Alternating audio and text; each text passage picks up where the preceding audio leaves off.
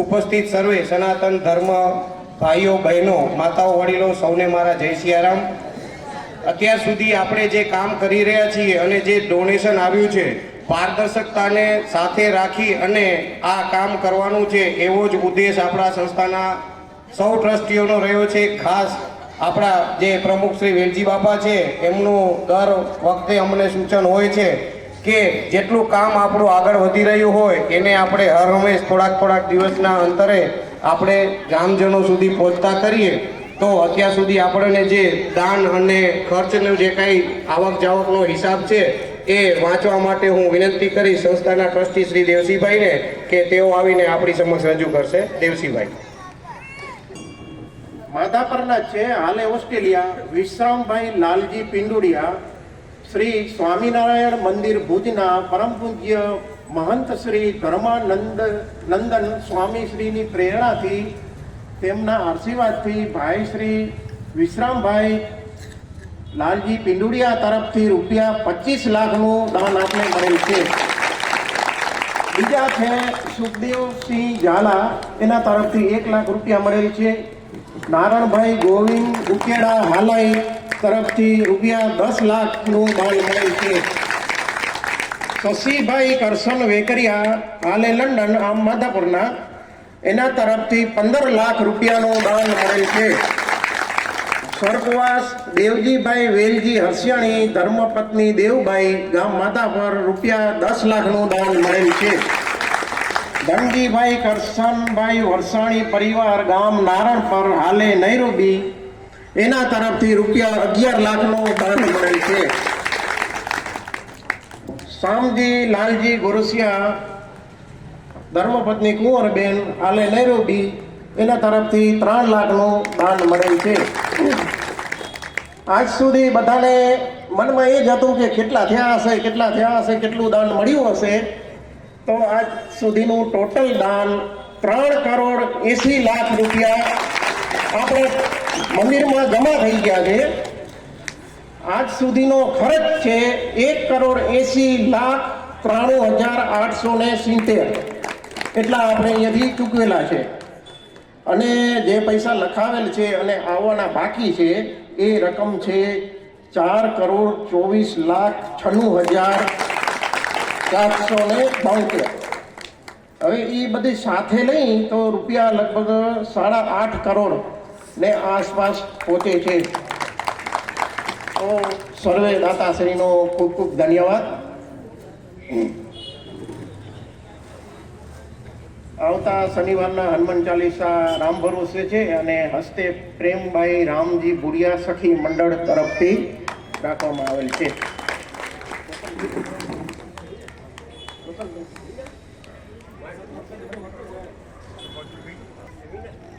આ મહિનામાં વસંત પંચમીનો તહેવાર આવે છે। તારીખ 23/1/26ના યજમાન છે કરુણાબેન દિનેશગર ગોસાઈ પરિવાર।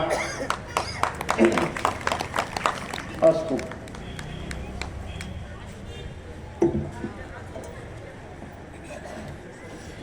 ટીપે આપણે સરોવર ભરવાનું છે અને જોતામાં લગભગ હજી આપણે કામ ચાલુ કર્યું ને અંદાજિત 8.5 કરોડ જેટલી રકમ આપણને આ મંદિરના નવનિર્માણમાં નોંધાઈ ગઈ છે, જેમાંથી 3,80,00,000 જેટલી રકમ તો આપણા ખાતામાં આવી ગઈ છે। માટે કહેવાનું એ જ છે કે આ એક એવો સુવર્ણ અવસર આપણી પાસે આવ્યો છે કે જેની અંદર આપણે સૌ સદભાગી બનવાના છીએ। તો સૌ સનાતન ધર્મપ્રેમી ભાઈઓ બહેનો આપણે આ કાર્યની અંદર પોતાના યથાયોગ્ય જે કાંઈ આપણને આપવું હોય એ આપણે જરૂરથી નોંધાવશું।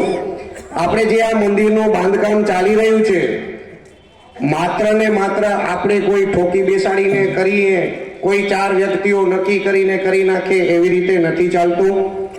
આપણા કામને લઈને ઘણા બધા વડીલો, ઘણા બધા તજજ્ઞો આપણને સૂચનો પણ હર હંમેશ કરતા રહેતા હોય છે। તો એવી રીતે આપણને હવે જે કામકાજ ચાલી રહ્યું છે એને અનુરૂપ થોડાક સૂચનો આપણી પાસે આવ્યા છે। એ સૂચનોના વાંચન માટે હું વિનંતી કરીશ પ્રકાશભાઈને કે તેઓ આવીને આપણી સમક્ષ રજૂ કરશે।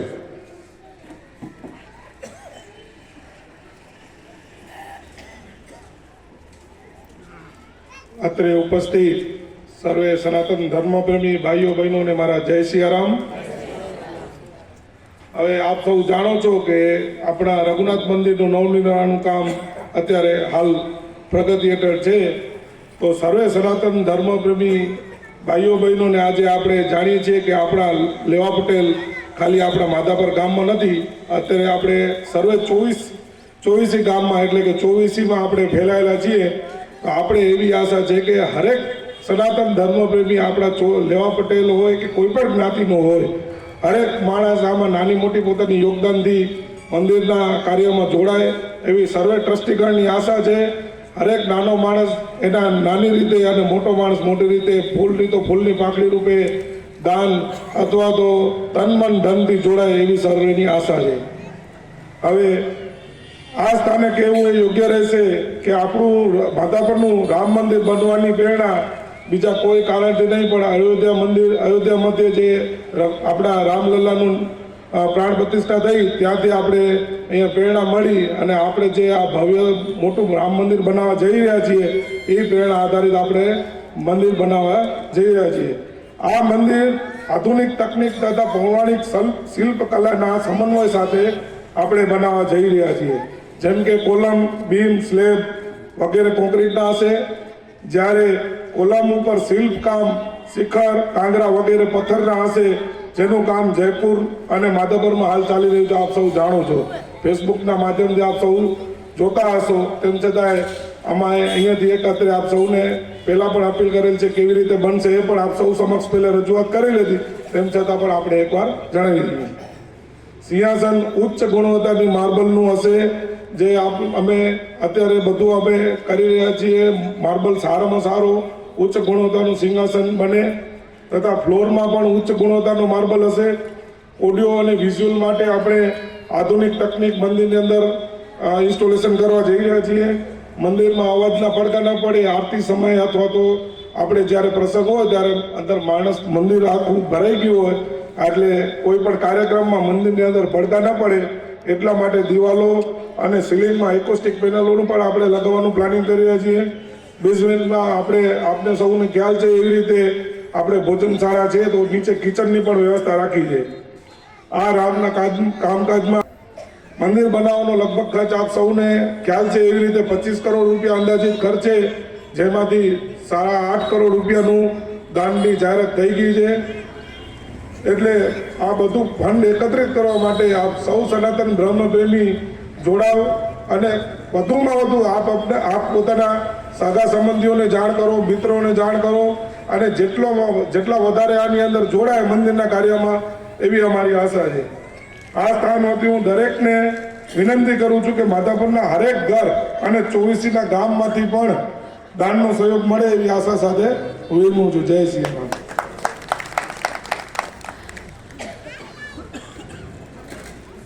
મંદિરના નવનિર્માણ માટે જે રીતે કાર્ય ચાલી રહ્યું છે અને ઘણા લોકોના સૂચનો પણ આવતા હોય છે, તો એને અનુલક્ષીને આપણે પ્રકાશભાઈએ જે થોડીક તમારી પાસે વિગતો રજૂ કરી, આગળની માહિતી આપવા માટે હું આપણી સંસ્થાના પ્રમુખ શ્રી વેલજી બાપાને વિનંતી કરીશ કે તેઓ આગળની માહિતી આપશે. વેલજી બાપા.